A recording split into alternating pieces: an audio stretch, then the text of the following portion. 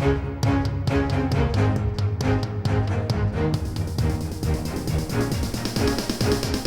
is the Washington Times front page for Thursday, October 20th, 2022. Thanks for joining us. I'm George Gerbo. The acquittal of Igor Danchenko, the primary source for the Steele dossier, will more than likely bring to an end a 3-year investigation by special counsel John Durham into the origins of the Trump-Russia probe. Jeff Murdoch reports the acquittal of Danchenko is likely the final salvo for Durham's probe. He's expected to wrap it up soon with little to show for it. Danchenko was acquitted of 4 counts of lying to the FBI about how he compiled information for former British spy Christopher Steele's dossier, a folio of unproven accusations linking former President Trump to Russia.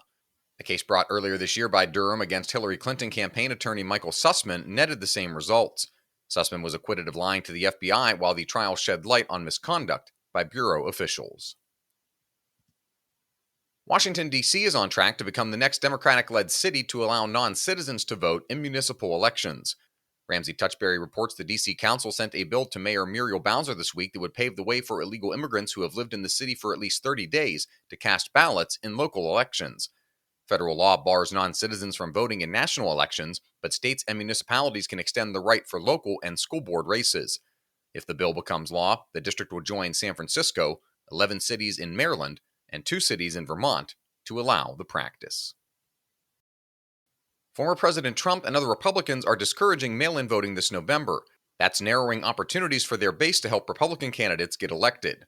Susan Ferricchio and Seth McLaughlin report Trump's disparagement of mail-in voting has led to fears of a repeat of the 2021 Senate runoff elections in Georgia.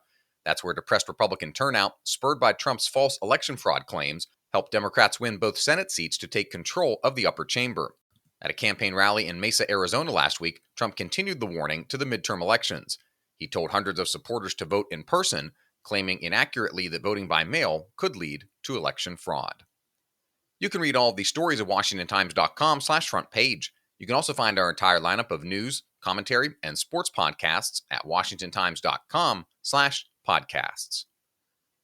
In just a single week in late September, the Department of Homeland Security ran 79 buses and made 29 flights to shuttle illegal immigrants away from border locations in Arizona and Texas to places where the department said it had more capacity to handle them. Homeland Security Secretary Alejandro Mayorkas revealed the numbers in a regulatory filing this week, describing his plans to try to deal with Venezuelan migrants, Stephen Dinan reports. The busing and flight operation has grown so big that DHS says it had to siphon manpower away from its regular duties. The department acknowledged it is creating a vicious circle with less enforcement, which invites more illegal immigration and demands even more resources. The commander of the world's largest naval force component says there should be no ambiguity about the operational capabilities of the Navy's warships and other forces to defend Taiwan from a Chinese attack. U.S. Pacific Fleet Commander Admiral Sam Paparo said in an interview with Bill Gertz that his forces are ready to defend Taiwan from a Chinese military move. The prospect appears increasingly likely under the aggressive policies of Chinese President Xi Jinping. Speaking of Taiwan, in the third installment of a 3-part series from National Security Team leader Guy Taylor, Taiwan in the Crosshairs examines how the island and its nearly 24 million people are holding up under pressure from China's stepped-up diplomatic and military intimidation campaign. China's threat to absorb Taiwan has sent nerves soaring there, while sparking debate about the long-held American policy of strategic ambiguity of what exactly the U.S. military would do to protect the island democracy from an invasion.